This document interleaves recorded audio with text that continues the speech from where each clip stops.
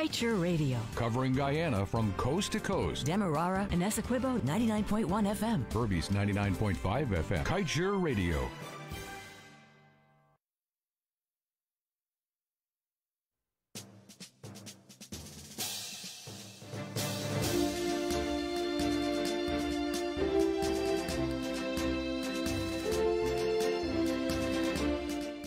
It is 19 hours 30 in Guyana and right across the Eastern Caribbean.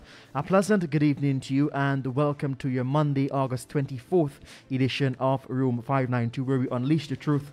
And of course, joining us on Room 592 as usual is our host, Dr. Yog Mahadeo, and his co-host, senior journalist Leonard Gildarie.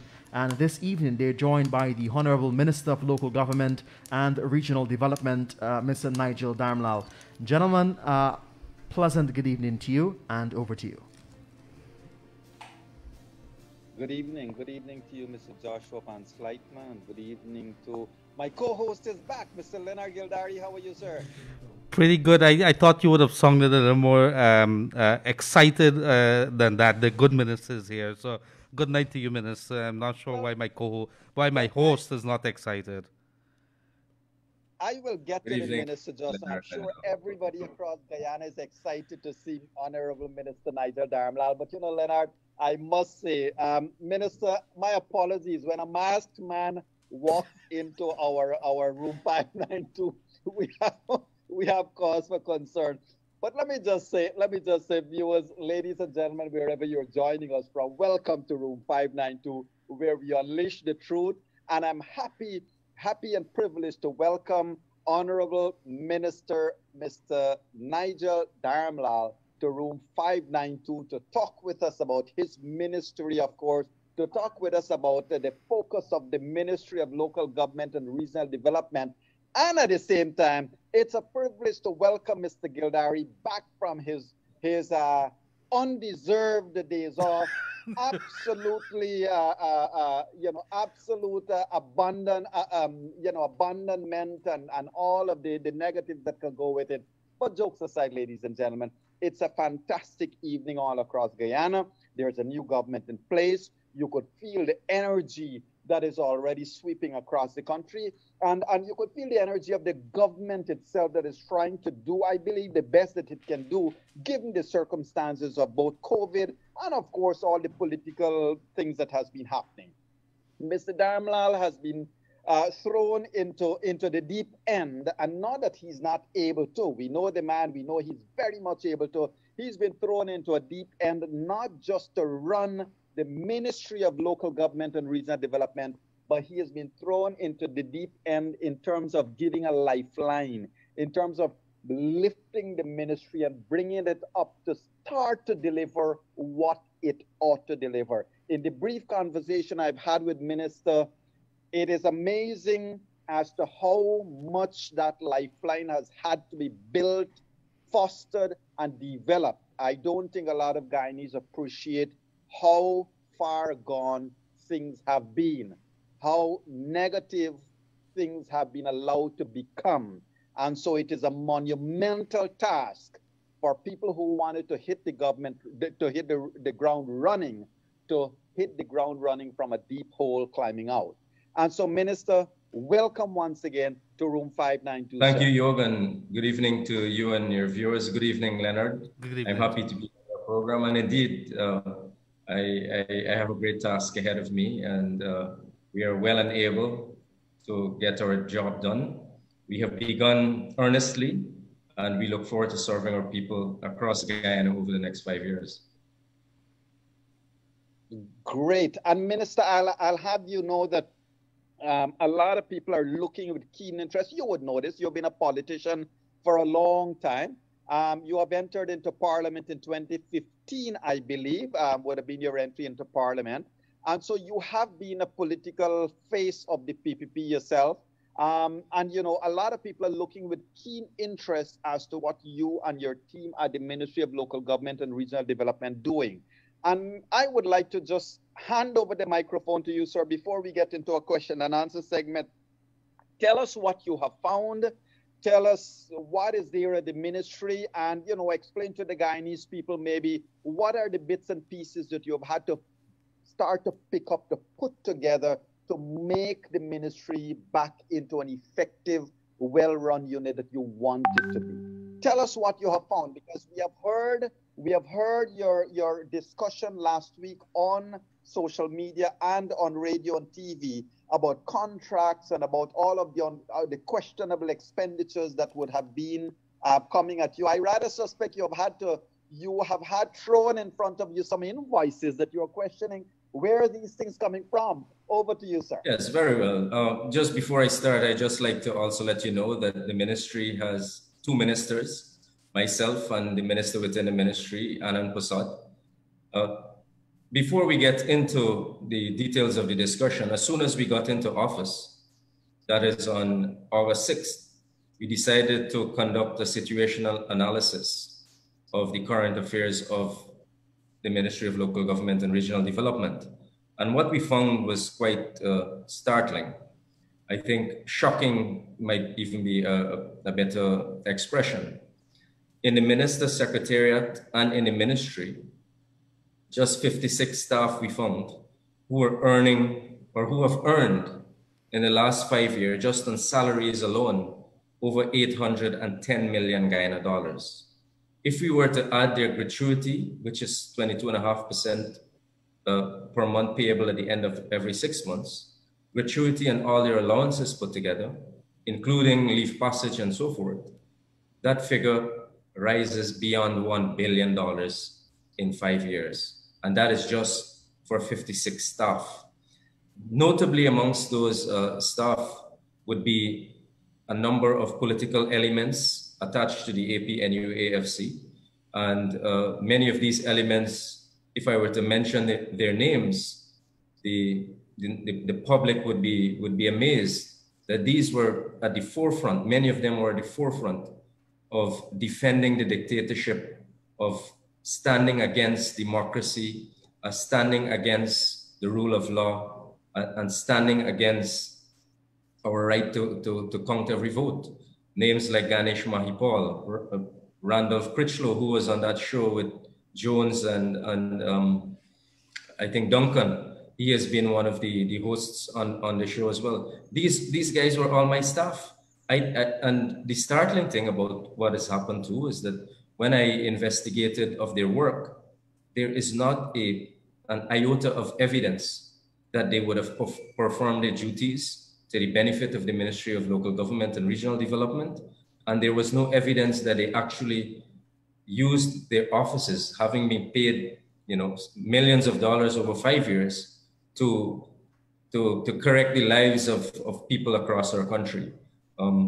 We find that outrageous, and insofar as the ministry has proceeded, I think, it's public knowledge now that we were able to terminate their services, and we intend to move forward in a professional, dynamic way with staff who are conscious about the needs of our citizens and who are willing and able to work towards satisfying those needs and wants of our citizens. Sir, the numbers you're calling, they're pretty staggering. Leonard, Minister has said here that almost $1 billion, maybe more, because they are yet to quantify fully everything, all the bits and pieces. But if it's $1 billion over 5 years for 56 staff, that amounts to $17.5 million on average per person. You did some calculation on that? You take a billion and you divide by 56. It's an amazing figure. And Leonard, I would remind you, when you had Mr. Mahipal on the daytime show, I did ask the gentleman, are you a paid servant of the state? Himself and his colleague. And Minister is telling us that this gentleman, along with Mr. Critchlow and many others, were actually being paid by the state. In his case, Minister, pardon me for segueing this conversation, but is being paid by your ministry, or was being paid by your ministry, to do political work, not work relating to regional development or local government, but pure politicking. And that's an amazing figure of $17.5 million per person for politicking, Leonard. Is Glenlal paying you anything like that? I can tell you that my salary is unbelievably low. Nothing compared to that. And don't forget, Yog, this would have come just not too long ago over the weekend with news that we have used taxpayers' dollars to pay for court cases that should be paid by a political party or coalition. Correct. So Minister, if we can get back to some of your numbers, and allow me to ask you in the following way, sir. So we have paid in wages and salaries and allowances and gratuity. Ladies and gentlemen, this is people receiving money, physical money. This does not include their benefits in terms of cars, their benefit in terms of fuel for the cars, their benefit in terms of any other ad hoc allowance, their benefits in terms of petty cash withdrawals or usage of petty cash, their benefits for drinks and coffee and uniform and all of that. Am I right, sir?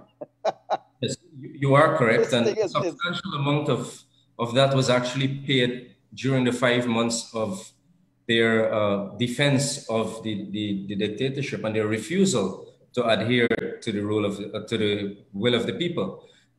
Critchlow was earning about $306,000 per month. Mahipal, on contract, wow. Mahipal is a member of the pensionable establishment. He's a staff of the pensionable establishment of the government, earning about $221,000 per month. And that is outrageous. There are many, Carol Nurse, Lachmin Aziz, that activist from Bushlot on the west coast of Berbice. We have Oscar Clark, the former General Secretary of the PNC, with allowances in excess of $450,000 per month. When I found out, I was told that he goes to the ministry for 3.5 days per week. I have not seen any evidence, not even a dotted I, of the type of work that they would have done. You find names like Donald Ains, who has been a minister under the PNC in the 80s, 340-something thousand plus per month. Ernest Elliott from Region 4, who was a former MP of APNU AFC, same figure, 340-something thousand dollars per month. You'd find one guy, a technical coordinator, was earning over $500,000 per month. It's outrageous. Outrageous indeed. And Minister, go on. Sorry. And we intend to pursue to the end, the circumstances of their engagement and the work that they would have, or quote unquote, claim to have produced during the course of the 5 years. I see this as a $1 billion heist on the treasury by these individuals, and I think that they must be held accountable for it. And Minister, if I may, did you... Minister... Sorry about that, Yog. If I may ask the Minister this as we on this topic here, did you try to call them in, or did any of your staff try to call in these people and says, what were you doing at this ministry over the last 5 years? Well, I've spoken to some of the REOs.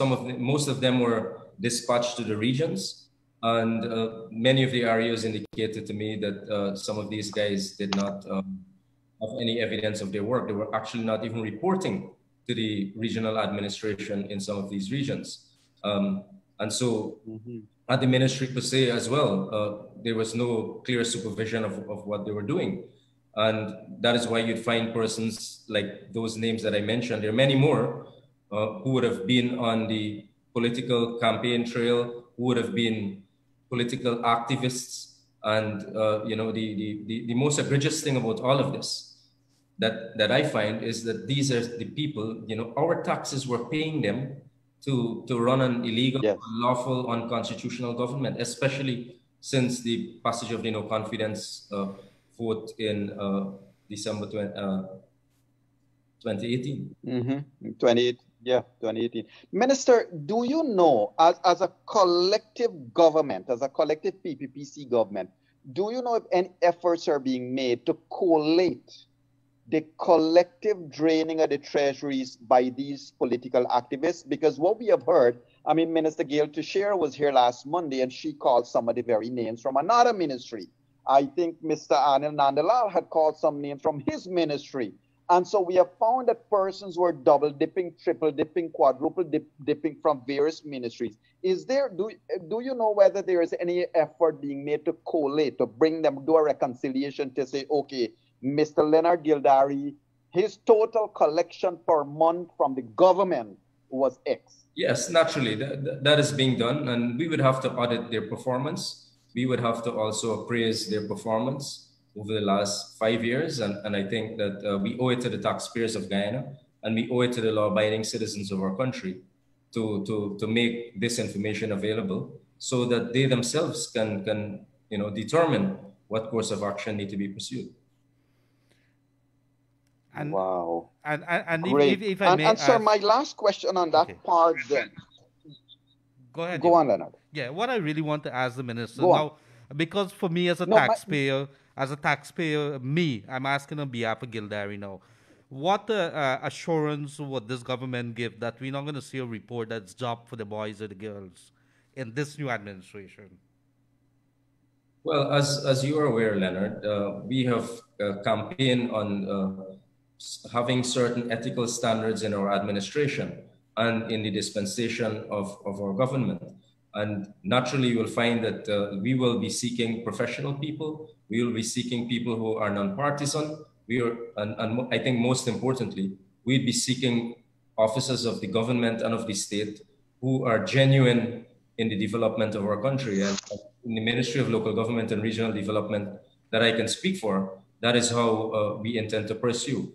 Up until now, I have not yet been able to put together my own secretariat. I don't expect my secretariat to go beyond 4 or 5 persons. Vulcan's secretariat had all of these individuals that I mentioned to you. Right. Minister, do you, the persons who were occupying the various offices prior to your taking over, have they vacated the offices? Have the political appointees been terminated? If there were persons that were occupying government houses under your ministry, have they been vacated or are there still problems there? Insofar as I'm aware, they have all vacated. The REO of Region 3, the former REO of Region 3, had indicated to me that she had written to Mahipal quite over a week and a half ago for him to also vacate the house in Region 3. Mahipal's position is a community development officer and wow. state in Region 3. I also heard he was earning quite a substantial amount from the Guyana National Newspapers Limited Chronicle. Right. There is one former member of parliament from Region 10 who apparently was the advisor to the minister as well, but was paid through the Ministry of the Presidency. Also is substantial, a few $100,000 per month. Who's that person? So is would we be wrong to say it was really a payoff for the boys, the political boys and girls, basically? Not be wrong, because over the last 2 weeks we have been out, practically the entire cabinet, including our president, including our vice president, including our prime minister. We have been out across this country, and the amount of money that was spent in the last 5 years in 6 budgets, it is difficult to see the work that money was supposed to, they claim that money was spent on. Naturally, in our ministry, I'm only telling you of a few, 56, earning $1 billion.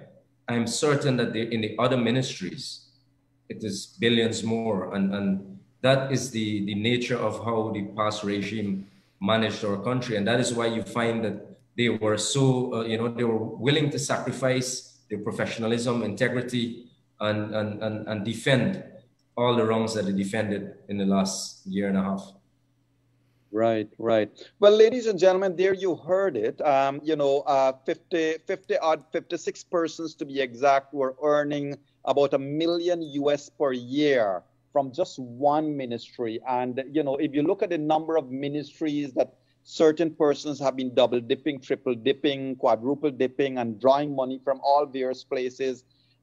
Persons have been have also been beneficiaries of grants, and you know, even though they were public officers and paid public officers, they were beneficiary of grants, and who knows what. As the days progress, we'll certainly have more of this. Minister, my last question to you on that note. Let us just use Mr. Leonard Gildarie's name as an example. If Leonard Gildarie is one of these 56, is your ministry ready to release his employment documents to the media? Yes, we would be willing to release, but we are still collating that information at this point in time. And I'm certain that in due course, the public must know who these culprits are, and we intend to make that information available. I've hinted right some of these names and what their conditions are, and in due course, we'll also have to.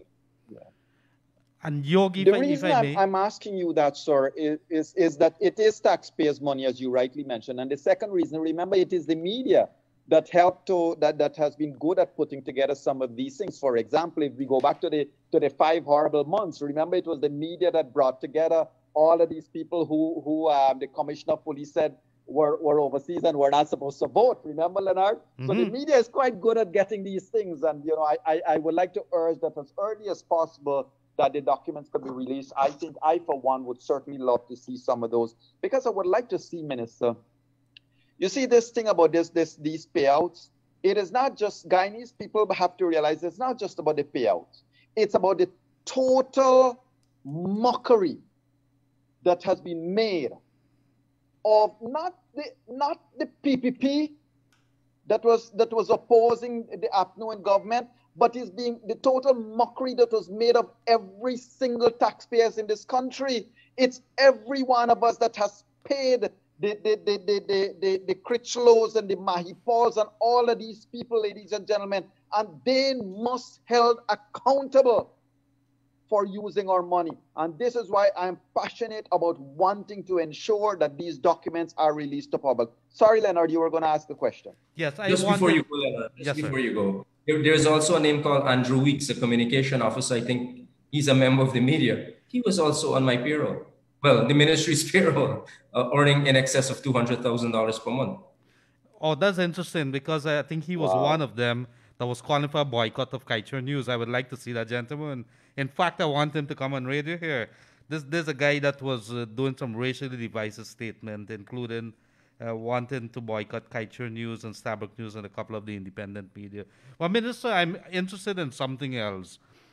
There is, after the ministry would have parted company with these individuals, there would have been some costs attached. Do we have any idea, let's say for those 56 staffers, how much that would be? Because obviously you got to pay them off and so on.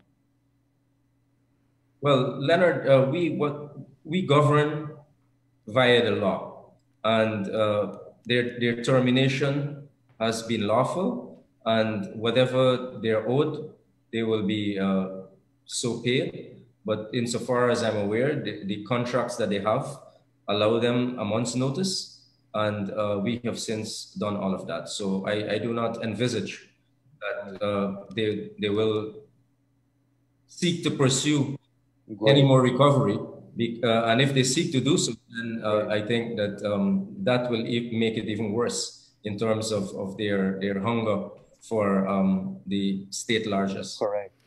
And let me just say this, Leonard. Let me just say this. I'm sorry, Leonard. Yeah. In answering to one of our viewers, Natasha Teddy, Natasha, you're absolutely spot on. Look, public servants need to be paid more. Nobody will argue with that. Teachers need to be paid more. Nobody would argue with that. Policemen needs to be paid more. But here is what the problem is. The real public, this is what the minister is saying, the real public servants, the one who are actually sweating, giving their labor in exchange for their job, they are not getting this money. It is the political appointees that are coming and getting their super salaries. And why is 200? Why we are looking at $200,000? You think? Because one of the gentlemen, for example, whose name minister has called, has received $200,000 here, has received another couple of $100,000 from another ministry, has received another couple of $100,000 from another place, and has still received another set from another one. So they have quadruple dip from different places. Meanwhile, teachers are not paid, policemen are not paid, the people who are in ministry working hard are not getting salary. And guess what? All of these people were earning all of this money when this country was under starvation for 5 months with COVID-19. Children couldn't get meals to eat. People couldn't get food. The private sector, private individuals like us had to put hampers together to share out when some of these barefaced thieves were stealing money out of the treasury. And I have no apologies to make by calling them barefaced thieves, stealing from the treasury while people in this country are starving. Sorry to be carrying it on, but Leonard, this is a touchy subject, and it is about emotions because people in this country deserve better. Well, I've seen some Sorry, argument, Leonard, go on Yog, to your yes. question. I've seen arguments, Yog, that public servants who would have been sitting in positions that is parallel to what the minister would have alluded to there. It's not fair to them. They've argued that in terms of upward mobility and so on, this thing would have a big issue with their entire mind frame in how they would see you doing the same job or not even doing the same job as is coming out now, and you getting more money than me. But I want to ask the minister, because somebody's asking it here. Minister, have you examined or have you sought legal advice whether the people of Guyana could recover these monies for work not being done?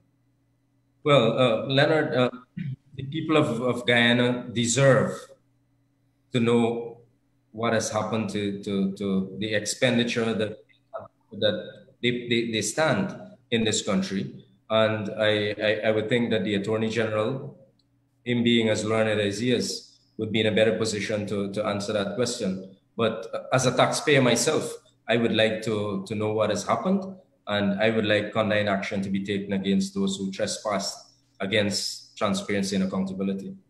Correct. And you know what else is important too, Leonard and Minister? I mean no personal insult to these people. This is a matter of taxpayers' funding and taxpayers' money. Quite a number of these persons, Leonard, will be in Parliament and will be drawing down a parliamentary allowance and a parliamentary salary and a parliamentary pension. And you know, the rot continues.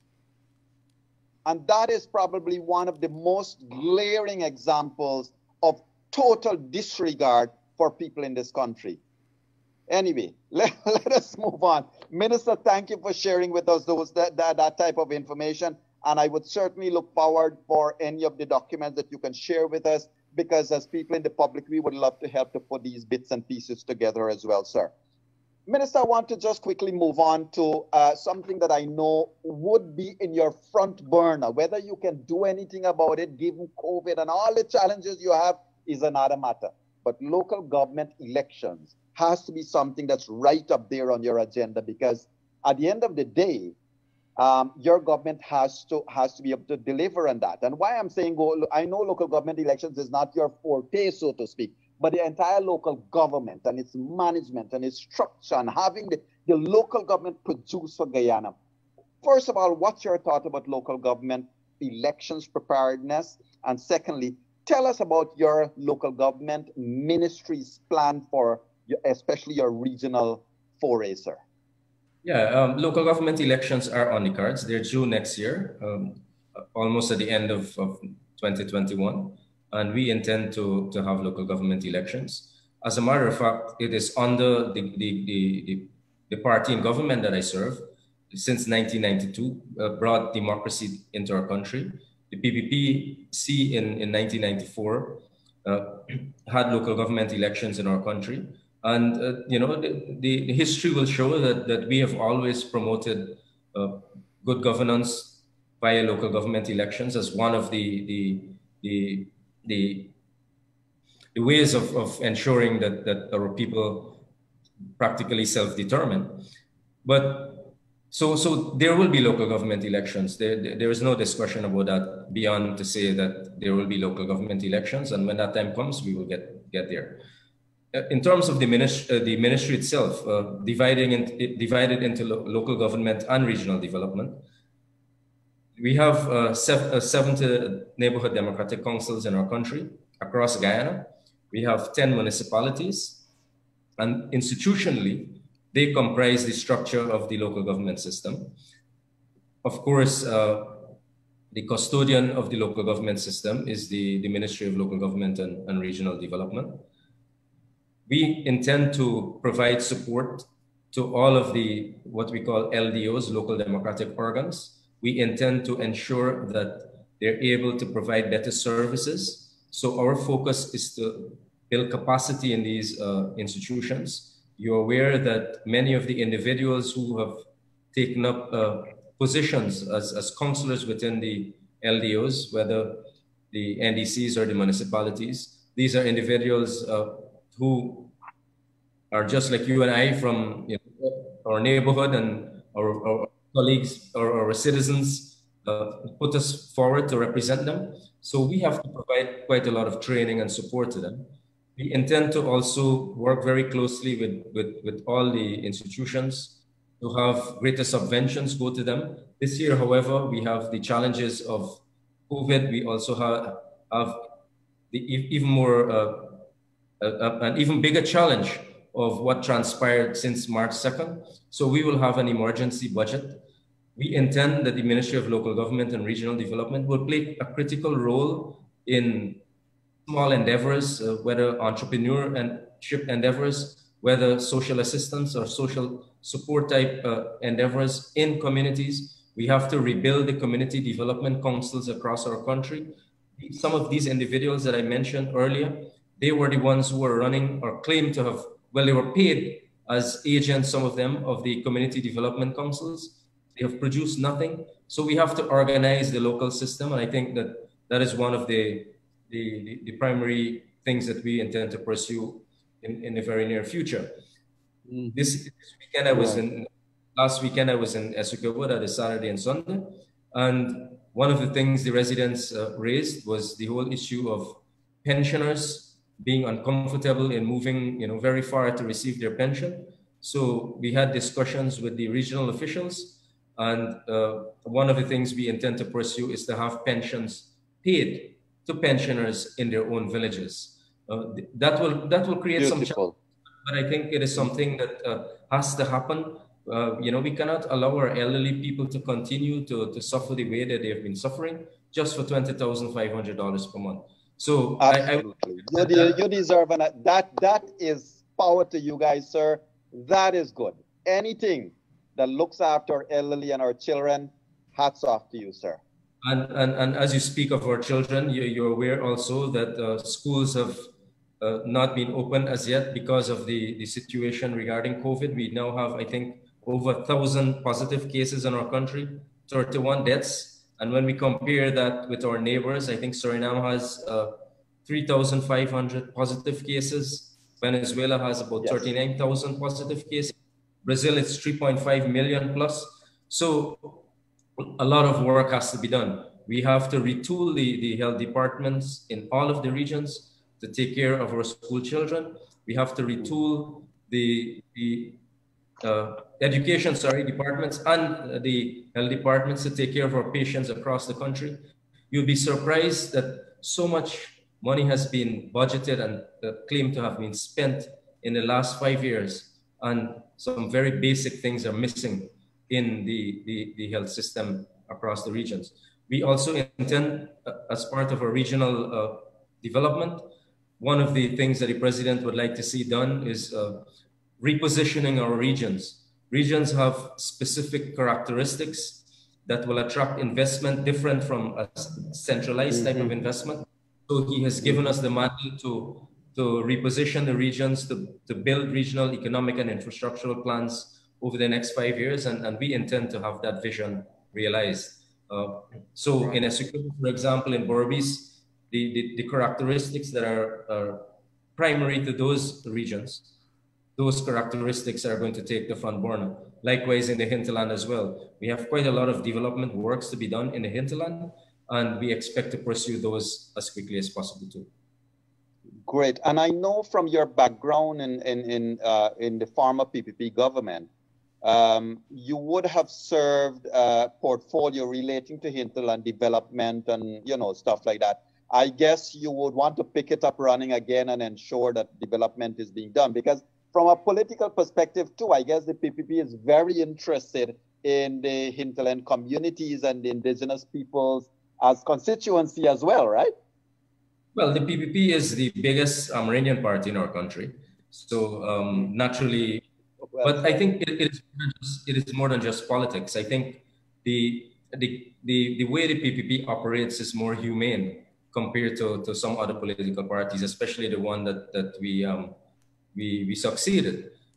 We go into villages to build people's lives, to enhance their lives, and that is why the president has announced that we will provide a greater number of scholarships. He has been able to secure, I think, a few hundred scholarships now to the University of Guyana.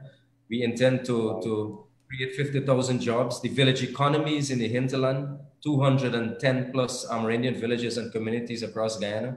We will have to make sure that those economies are rebuilt. The infrastructure going into the hinterland, that also has to be rebuilt. We were in Region 8 myself, Minister Pauline Sakai. We were there recently, and already the biggest complaint is basically reducing cost of living, providing more support, ensuring children go to school, enhancing the infrastructure. Roads are already in a deplorable state. And so quite a lot has to be done, and we will collaborate with all of the ministries. One of our primary functions is to collaborate with other ministries as they reach out to touch the daily to people across our country. So I've been in contact with the Minister of Agriculture to resolve issues in the agricultural sector already, in public works, in education, even on scholarships. We would have to help the Minister of Public Service to also reach out into the the other regions to get quite a lot of our young people on board on the scholarship program. Correct. So it is a wide-ranging thing, and I guess it goes without saying, you and your junior minister's plate will be quite filled. Minister, I want to come a little bit. I want to go to the 10 municipalities you mentioned. Of course, always a primary concern is our capital city of Georgetown and your interaction there. But my first question to you with regards to George and the other municipalities, almost all of the mayors a month and a half ago, came out publicly in calling for David Granger to just proceed with swearing in.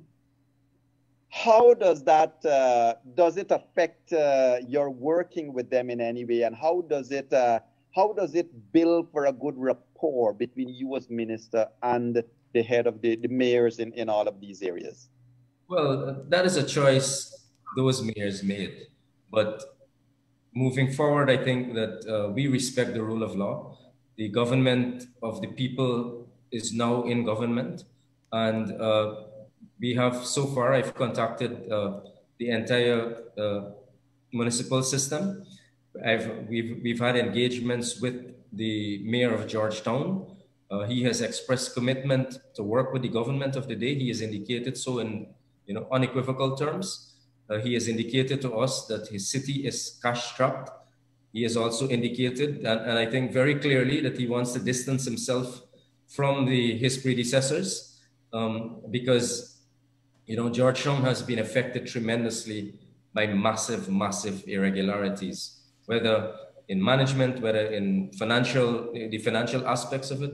But Georgetown is in dire straits.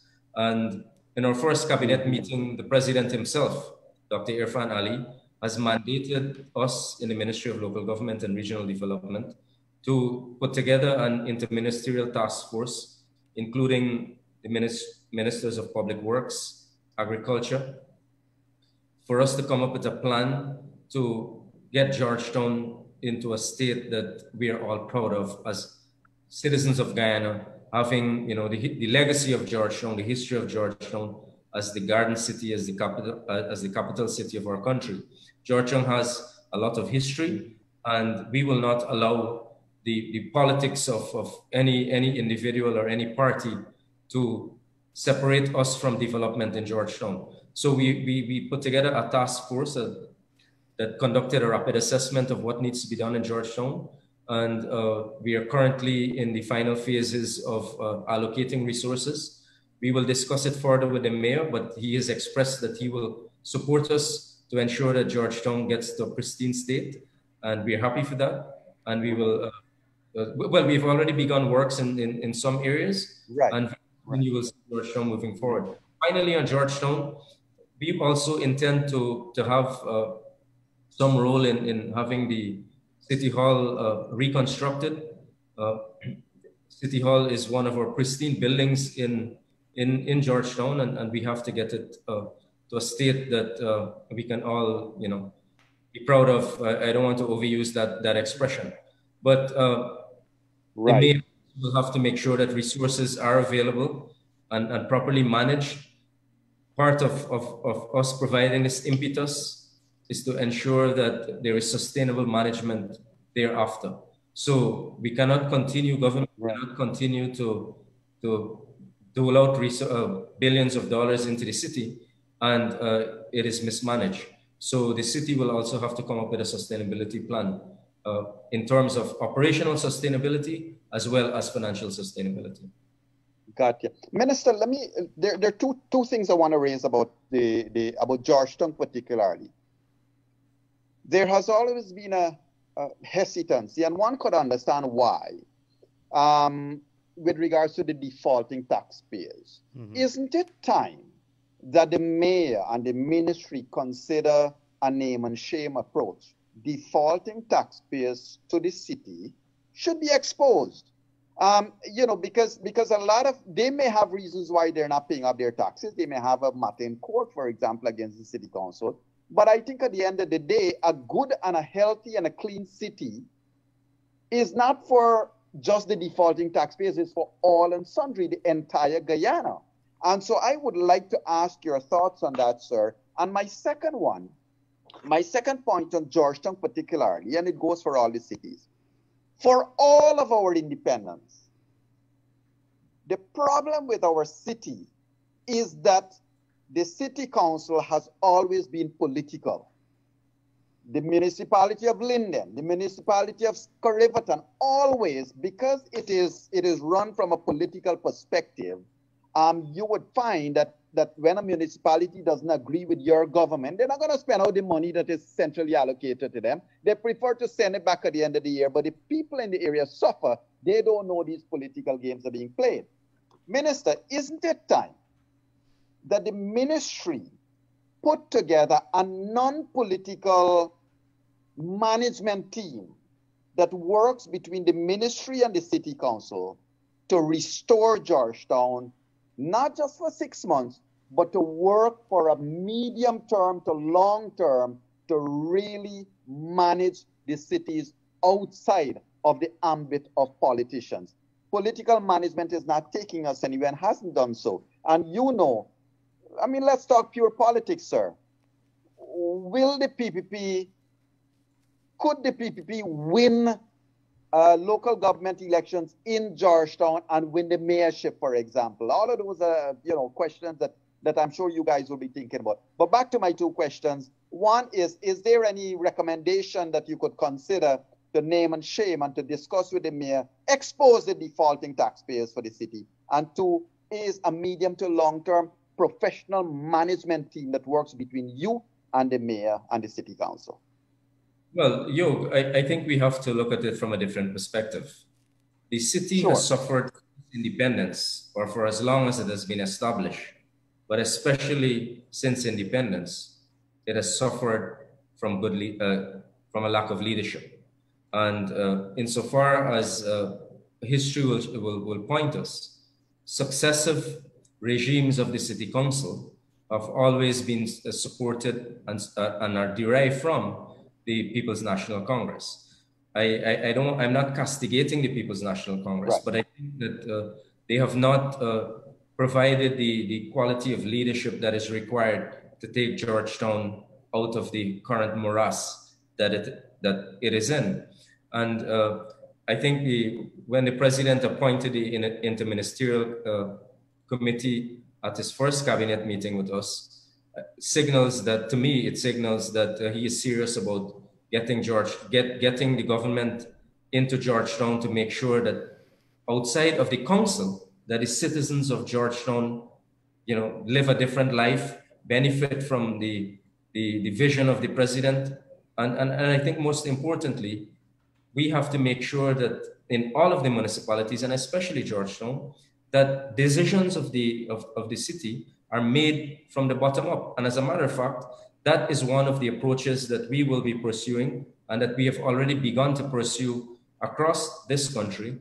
No policy of the ministry or no policy of the government per se will not be imposed by the government onto the people, but it will be derived via consultation, via collaboration. So we intend to work very closely with the citizens of Georgetown and every other municipality to ensure that their taxes or their rates that they pay, that those rates are well managed, that the subventions that we provide as a government into these councils, that those subventions are also well accounted for and well spent. Actually, the councils do not return the subvention.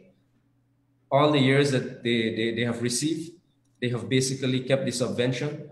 And I think this time around, I intend to ensure that they account for it. And every tranche that they receive, they have to account for the previous tranche. So we have to work out very closely with the different councils, and especially Georgetown, a mechanism where, as you said, we have to professionalize this approach, and we have to make it free of the political nuances so that services can be provided. On the issue of naming and shaming, I think that the city council itself has to pull itself together. It has to first make sure that the services that it offers, that those services are in keeping with good standards and are also in keeping with the needs of our citizens. We would have to root out corruption that happens in the city hall, and and very soon the local government commission will, I think, come to an end, I think on the 23rd of October. And when the new commissioners take effect, I would like to see them also spend a lot of time in making sure that the best people are appointed in the administration of these councils. Too many times and too often we've had in Georgetown especially, the party that governs Georgetown, that party plays to a great role in politicizing the administration of the city, and we cannot allow that to happen. So long and short of it, I think that we have to first work with the mayor to fix the administration of Georgetown, and then we can go out and deal with the rate collection. He has given us some figures. The mayor has told us, I think it is about $6.8 billion in rates and taxes that they've been owed. And even what is more staggering, and is something that he will also have to think about, 142 plus billion in interest. If the mayor is serious about collecting his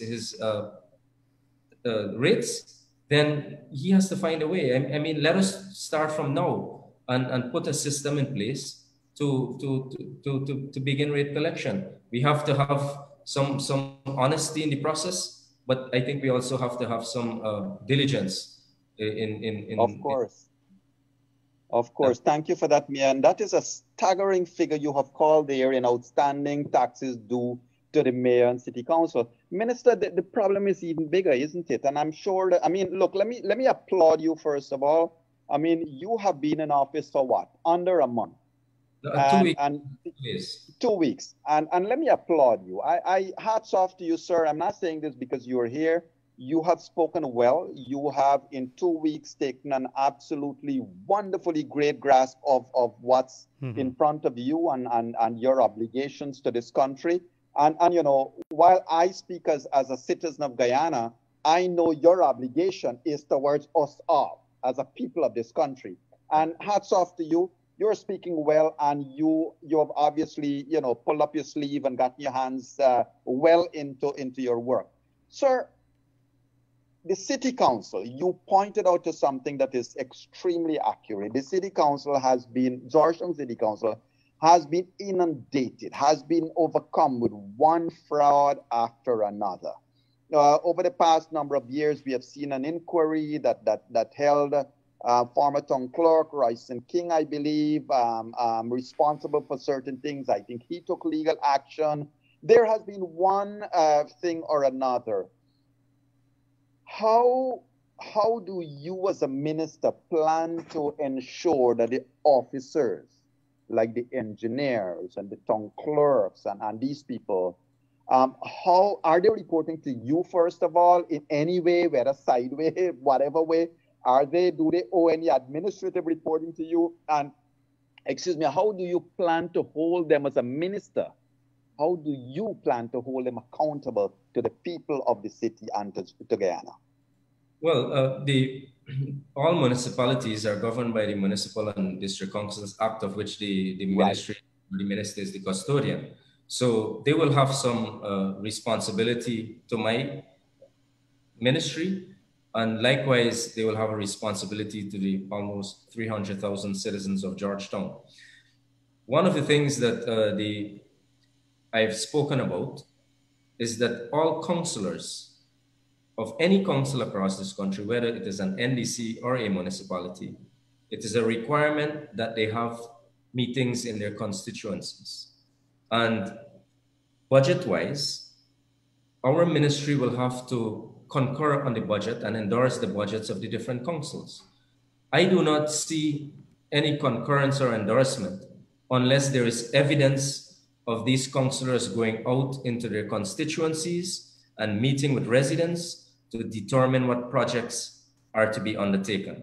Secondly, we have already issued a mantra across the country at the RDC level, as well as the NDC and at the municipal level, that all of them must have an issues log register where citizens can make complaints, citizens can make observations, they can raise issues, they can state their concerns, and I have an officer detailed for every area to give me a feedback on a daily basis so that we are able to know the issues of our citizens on a daily basis. That I will have to forward to His Excellency, the President, Dr. Irfan Ali, so that he also is in a position to determine what investments or interventions have to be pursued, of course, in deliberations with us, to positively affect the lives of those people. So it is much more than just them reporting to me on a daily basis. They are officers that are employed by the Local Government Commission. They are supposed to report to the councils that oversee them. And I intend to ensure that the ministry plays a critical role in the professionalism, the types of services, and the quality of services that those officers provide. The Local Government Commission, as you're aware, is a statutory, not yet a constitutional, but a statutory commission that works very closely with the Ministry of Local Government and Regional Development. And in my meeting with the commission recently, I've also outlined the way of work that the ministry will be situated upon. And they have indicated, they have given me full assurance that they will work along with the ministry to enhance the lives of people on a daily basis. We have to have, Georgetown, for example, is a multi-billion-dollar business. It is a multi-billion-dollar council. Their budget is close to $3 billion per year. So we have to have, transparent people. We have to have accountable people. We have to make sure. When I spoke to the mayor, and he has given assurances that, and I'm impressed that the mayor has actually, given us an opportunity to work with him. Other mayors have not done so. And so the use of the national tender procedures, I would like to see that the taxpayers, whether ratepayers or taxpayers in Georgetown, that when projects have to be pursued, that they are done so lawfully, legally, in conjunction and in consonance with the National Procurement and Tender Administration Act. Indeed. So, And Minister, with regards to just a little bit of housekeeping here, two things I'll ask you, very different things. One is that do you as minister and your junior minister, do you guys plan to restart, given the COVID-19 constraints, meeting the public and having people either approach your officers or find a way so that they could air either their complaints and concerns or suggestions to you? yes, certainly. And I just like to let you know that Minister Anand Prasad is a colleague minister of mine. He's not junior to me. We work in support of each other. And that is why we set up the issues log register in all of the institutions in both the regional system as well as the local government system, so that we can get some feedback. We have also, every meeting, we publicly tell people our phone number, and we have been inundated with calls, with messages. So we are on top of all of these issues. And I think both Minister Prasad and myself, we are quite amenable to meeting with people. We are always out in the fields, and we operate in simple, humble spirit. And so that is how we will continue. As soon as the COVID situation gets under control, we will have our open days. But right now, different people are coming from 8:30 in the morning until way into the evening, meeting with us. So we are also seeing people on a daily basis. As you're aware too, we are also out in the fields. Minister Prasad was in Berbice, Region 6, specifically over the weekend, whilst I was in Region 2. Mm-hmm. And so to Mr. Kurt Singh, that is the answer to your question, sir. Minister here has said publicly that the minister is allowing and is of course welcoming, not just allowing. They look forward to suggestions, the questions, the complaints, whatever it is, all in order to help and to ensure that we are all helped, because our goals are the same, to uplift the country and to uplift the city and all of that. Minister, in terms of the in terms of Georgetown itself, though, would you say that maybe a good fraction, a healthy fraction of the outstanding sums to the city council might be government itself? I have not disaggregated, and so when that time comes, we will discuss it. But I think the bigger issue is the management of the city. That is the bigger issue, and we have to fix that. So irrespective of whether the outstanding debt is 6 billion plus or whether it is 1 million, the management of those resources, and the City Hall has been challenged by management for very, very many years. And I would like for our ministry to work with City Hall to gear up management and provide better services. Solid waste management, I think the City Hall spends about $21 million per month on solid waste management, on garbage collection. We also spend about $21 million per month management of the sanitary landfill. Right. And so thank you. And so, Minister, Sorry, Minister, can you, two other municipalities I would like to ask for your comments on in an open way, Lethem and Linden. Over to you, sir. Yeah, well, I'd be happy if you had asked me about the third. I was born in New Amsterdam. So, and I spoke to the mayor of New Amsterdam recently, and we intend to pay her a visit and to see how best we could work with the Council of New Amsterdam to get it back. The ancient county and New Amsterdam has a lot of history. That aside, Linden and Lethem. Lethem, for example, is on the border.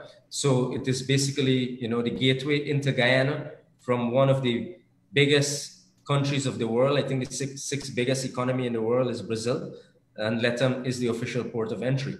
So there are investments planned for those areas through my ministry, as well as other ministries, including the Ministry of Public Works. So there is going to be greater development. There is going to be infrastructural, as well as the socio-economic development in Lethem. In Linden too, we would have to help in the management. I think Linden has suffered for a long time, especially, again, I want to underscore leadership.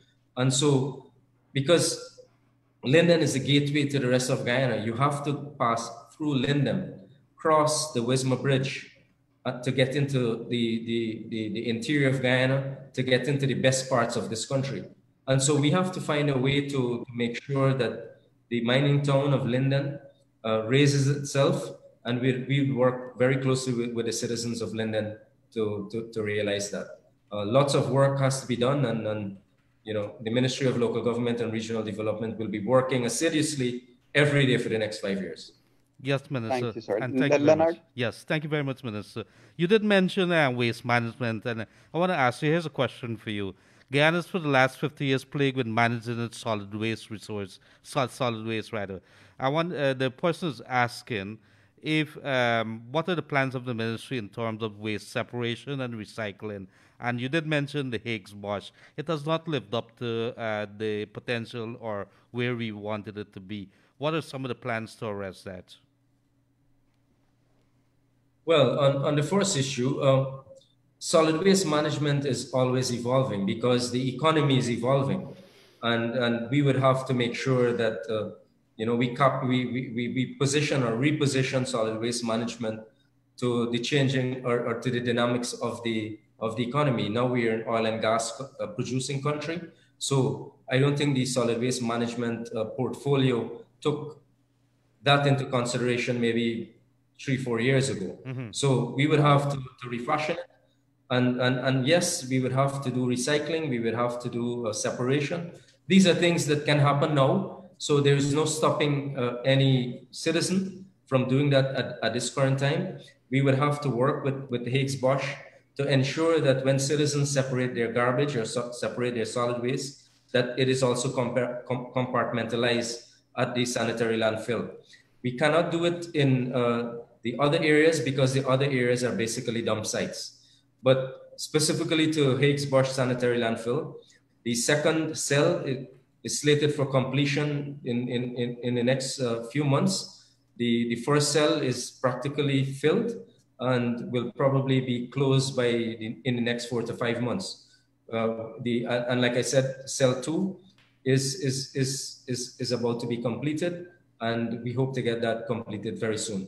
It is managed and it is operated and managed by a private joint venture initiative, and we expect that moving forward, that arrangement will continue. I don't think that government is in the business of making money.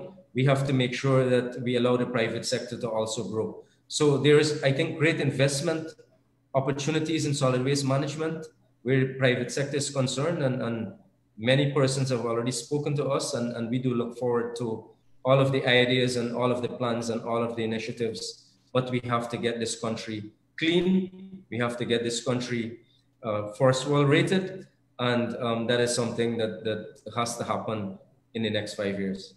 And sorry, all right. And you know, Minister, you said it well there. Go ahead, Leonard. Yes, Go ahead. sorry about that.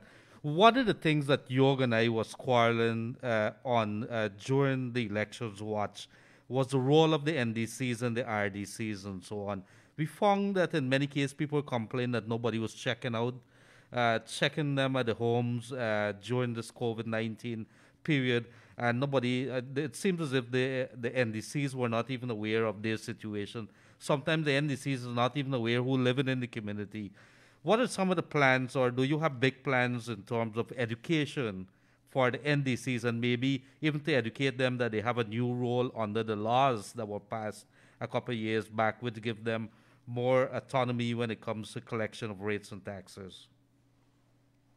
Well, I think that it is basically re-emphasizing what their roles are. And I did mention that is one of the things that we will pursue. The NDCs have a critical role in local governance and local government, and we have to make sure that they're able to perform those roles in an unimpeded way.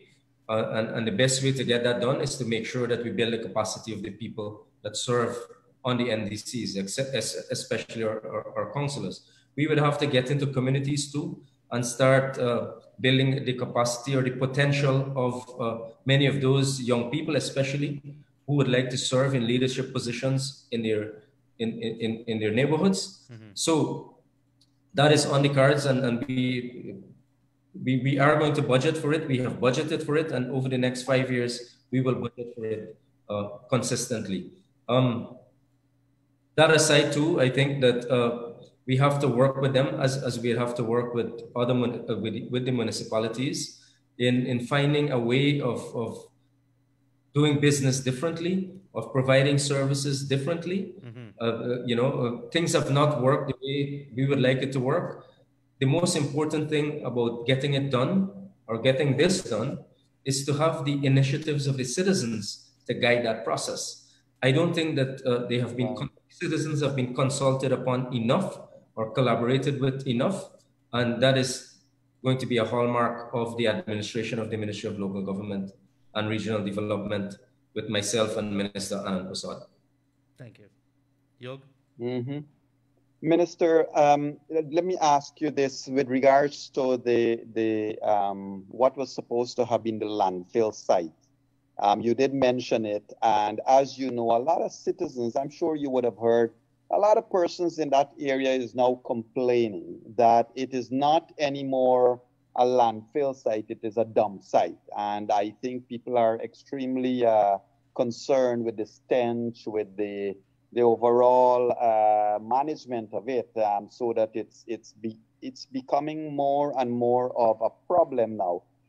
Is it something that is on your radar for your look at it over the near future rather than long term?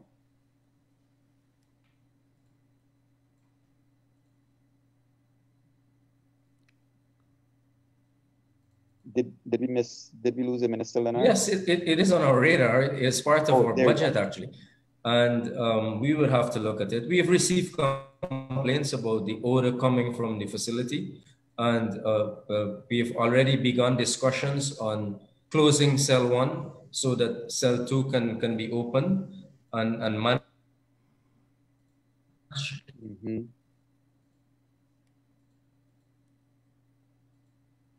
I think we lost. Yeah, we see Minister. The internet is very unstable. Yes, our apologies for that. It is something we have to talk about. You know, it is something we have to talk about. Guyana really needs a good, stable internet service. It is something that I know, was promised to this country 15 years ago. Liberalize the environment and clean and good internet. But, that's for another discussion. You have a history in this sector, Yog, and my president has indicated in his inauguration speech that this is one of the things that he will focus on too. Liberalization of the telecommunication sector. Great. So just to ensure that I understood what you were saying, because we lost you for a couple seconds there. In terms of the landfill, at that place there, it is in your immediate radar, and did I hear correctly, you are on the verge of making that decision to close off cell 1 to now move on to the next part, and hopefully when you get to that part, it's going to probably be with a better learning and a better application of whatever procedures there are? Yes, naturally. Like I said, cell 1 will be closed in a few months. I don't think the technical guys have indicated to us that it has the capacity for maybe 5 months more, or not more than 5 months. So cell 2 will have to be completed, and we will work earnestly in the next few months to get cell 2 completed with those who are managing the facility, and get it up to speed so that we would not have the problems that we are currently having in terms of the odor pollution and so forth. Correct. Now, sir, just quickly, go on. Go on. And which brings us to the issue of greater investment in solid waste management. And I'm certain I'm happy to receive ideas on new technologies and new investments that can offset all of the problems we are currently having. Great. Minister, in terms of littering, which you did mention, is your ministry prepared to take to be assertive in this whole aspect of littering, because it is something that I know many years ago it started, this anti-littering campaign. I know we have fines, we have rules in place, yet we have a problem. And one of the problems obviously is plastics and the dumping of plastic bottles and all of that. Is there something that you guys would be looking at in the near term to get a control on this littering problem, and especially plastics? You know, littering is part of people's social behavior. And legislating behavior has not proven to be. So we will really have to work with the citizens. We also have to create an environment that they are able to dispose of their garbage properly. And as Leonard mentioned, and you did mention earlier about separation and about recycling and about, correct, biodegradables and so forth. So I think it goes hand in hand. But we will really have to continue, and we have to up the ante on the re-education and emphasize the importance of environmental management, and make sure that, within the families, that they take this as a social responsibility, so that, the littering does not become a way of life.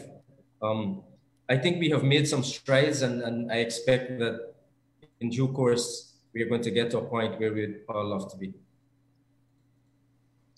Great, great. And Minister, thank you so much for sharing with us all of that information around the whole country and stuff like that. I want to jump to the other end. Places like Mahadeo, and of course from Mahadeo, I want to go right up to Corriverton. As you know, we have for a moment, let's put COVID aside, because it is something that is going to, of course, guide you in your immediate actions. Molson Creek and the approaches there, in terms of that entire looking at the NDCs and the restructuring of community development in those areas, sir. Yes, we will have to the world is moving forward. And if we want to compete with the rest of the world, we also have to be at the cutting edge.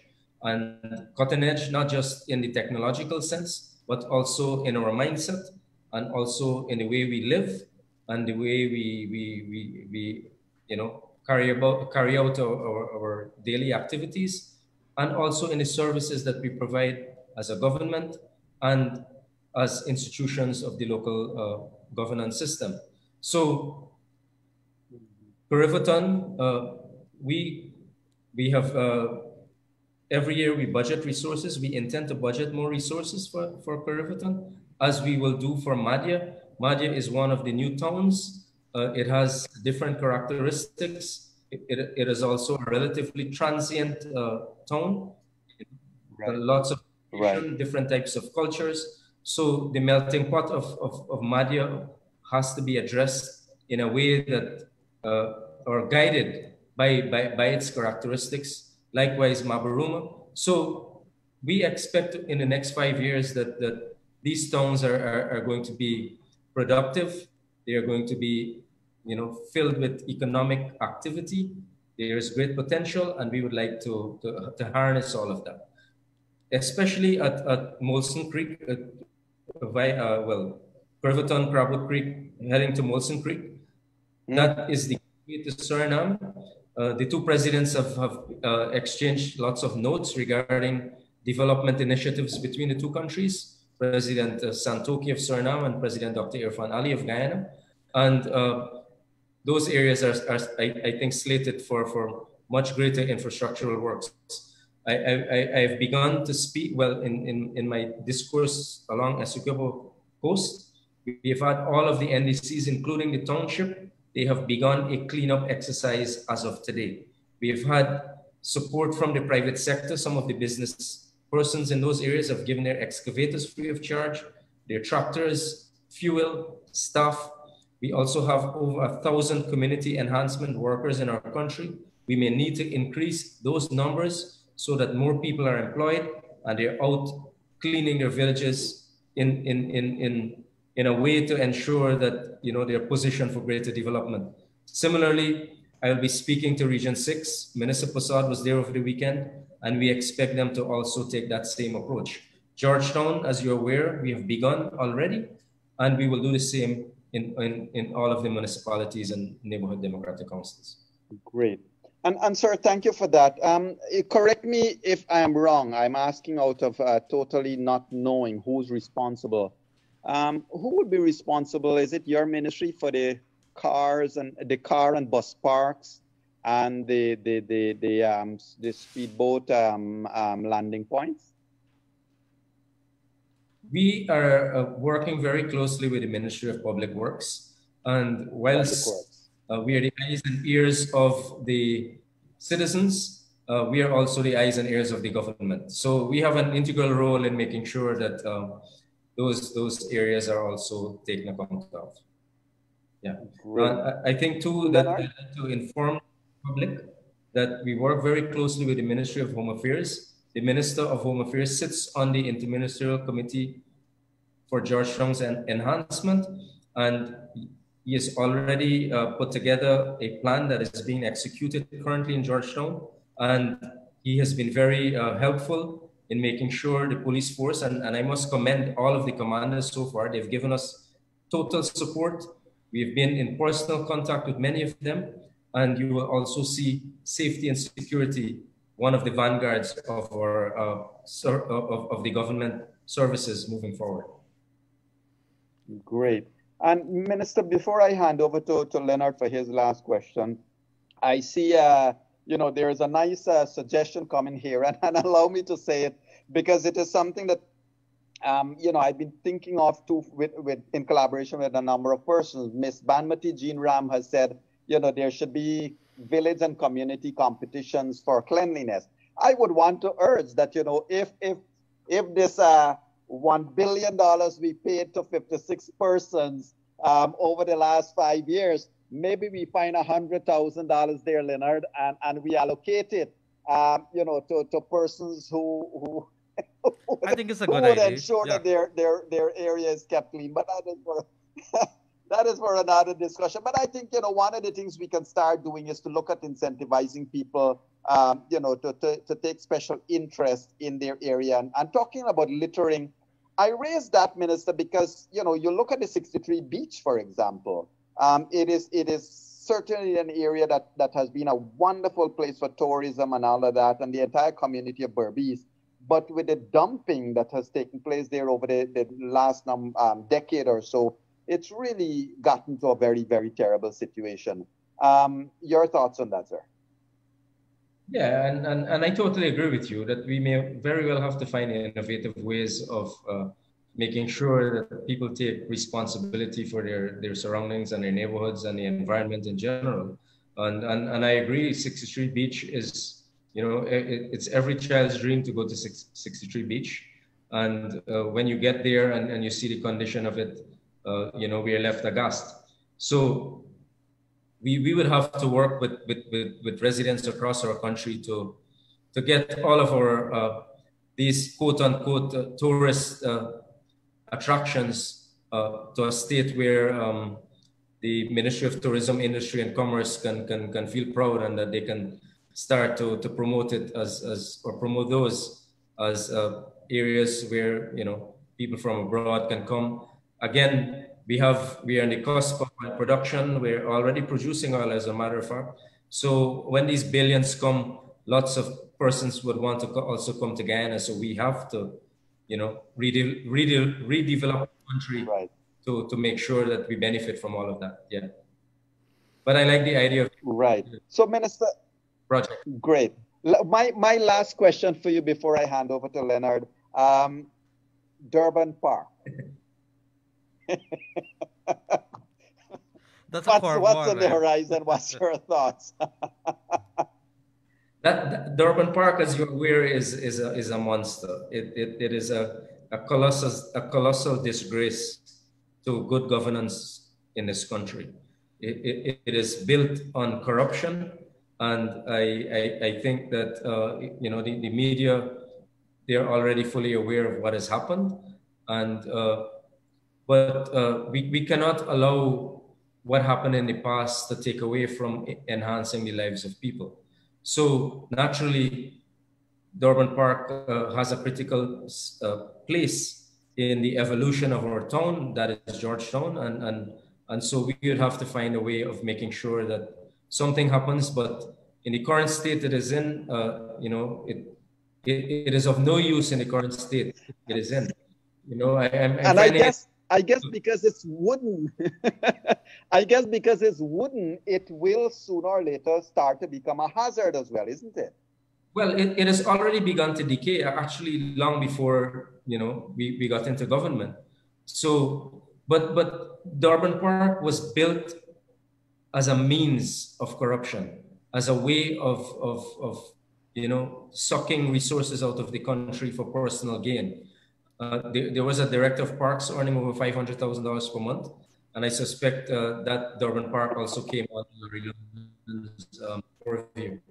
But in its current form, I think we owe it to the people of this country to get to the bottom of that Durban Park. Great. Leonard? Yes, thank you very much, dear Minister. It's been a very engaging 1.5 hours, I must say. I learned a lot. I want to ask you, sir, and this is off the beaten track. As a young minister, as a new minister, taking into account what you would have found, and I think it's a foregone conclusion that the Guyanese people, they're not going to be so very tolerant of indecisiveness and non-delivery of services. I want to ask you your assessment. How big of a task does the PPP has in the next 5 years?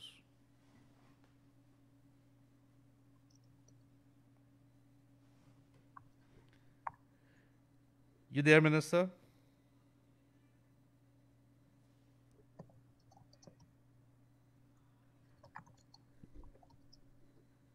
I think we lost Minister. Like to see achieved. And it is huge also because of what we inherited. It is not in so. Yes, I'm here. Can you hear me? Yes, go ahead, yes, sir. Go ahead, yes. Yeah. Insurmountable, right? The task is huge, but not insurmountable. It is huge because of where we would like to see our country positioned in the future. And it is huge also because of what we inherited from the past regime. It is not insurmountable because I think we have the leadership capacity, we have the capability, we have the know-how, we have experienced people, and I think most importantly, we have the drive and the hunger to get things done, and done in a professional, sound way, so that the country will benefit in the future. We also have the leadership that we have. We have Dr. Irfan Ali, very experienced, versed in these types of issues. The former president himself, now Vice President, Dr. Bara Jagdeo, I think he's a national asset to all of us and to this country. And so we will ensure that we make good use of the leadership that we have. Guyana has suffered a leadership deficit between 2015 to March to August 2020, and we intend to fill that leadership deficit so that the glories that all of us would like to see in our country and experience, that those things are going to be things not of dreams, but of reality. Thank you very much, sir. Yog? Thank you very much, Minister. And, it has been, it has been an hour and a half, and we have certainly used up our time here. In a couple of minutes, we'll be out of program time. But, Minister, for another minute or so that we have remaining, I'm going to deflect back to you, your open thoughts, sir, and your message to the general population, the viewers and listeners.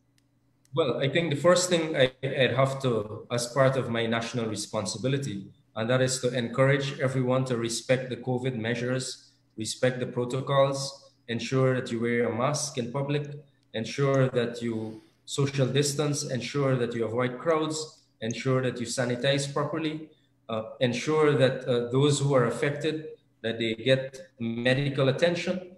Beyond that, the Ministry of Local Government and Regional Development is there for your cause. We are open to serving you, and we would like to get your support in ensuring that gets done. So at any given time, feel free to contact us to meet with different councillors across the country. We represent your interests, and we also would like to be the medium through which greater happens in your lives. Great. Minister, thank you so very much for joining us in room 592. You know, the revelations you have made here has, of course, been startling, yet interesting. And, of course, the discussion about your plans for development, regional development and local government across the country is indeed interesting. Know that we are very supportive of the initiatives you're planning to have ahead. And Minister, I'd like to invite you, you know, maybe a month from today that we meet again in the same place, you know, to talk about what would have transpired and how the plans are going ahead. We will be looking towards inviting, of course, the mayor and maybe some councillors to join us here to talk about development plans in the city itself. But for you, sir, it's been a pleasure. Our regards to your family, sir, and of course to your colleague, Minister Prasad, in your ministry, and of course all the employees except those who have been you know, taking away this $1 billion for this $1 billion. But Minister, it's been a pleasure to have you here. We appreciate it very much, sir. Thank you. Thank you, Yog. Thank you, Leonard, and good evening to your viewers and listeners. Thank you. And ladies and gentlemen, it's been an interesting evening here with Honorable Minister Nigel Dharamlall, Minister of Local Government and Regional Development. It has been certainly an interesting learning experience for us here who have not, you know, those of us that has not been paying enough attention to this aspect of government. It's been interesting. Ladies and gentlemen, we look forward to your continuing company on Wake Up Guyana. That happens every day at 1:30 now that Mr. Gildarie is back on the daytime show. And I look forward, and Leonard as well, we look forward to your company on Wednesday evening at 7:30 in another episode as we have another minister lined up to come and talk with us Wednesday evening, 7:30 in room 592. It's been a pleasure to have you all here. Our thanks to the technical team at Kaito Radio. Know that, ladies and gentlemen, COVID is still out there very much. Please, please, we appeal to you all. Be safe, observe the protocols, stay within the limits. It's made to help us. Those limits are there to help you and I. And room 592 and yours truly, we ask you, please be aware of those protocols and care for your family. The end of COVID can be brought to an end by you and I observing the protocols and doing what is right for ourselves. Let us look out for one another and be our brothers' keepers in this regard. Ladies and gentlemen, it's been a pleasure to have you in room 592, wherever you've been joining us from. Do have a great night. And remember, say a prayer for this beautiful country of ours. It is still the best place in this planet. So be safe. Have a great evening with your families, ladies and gentlemen. Bye-bye now.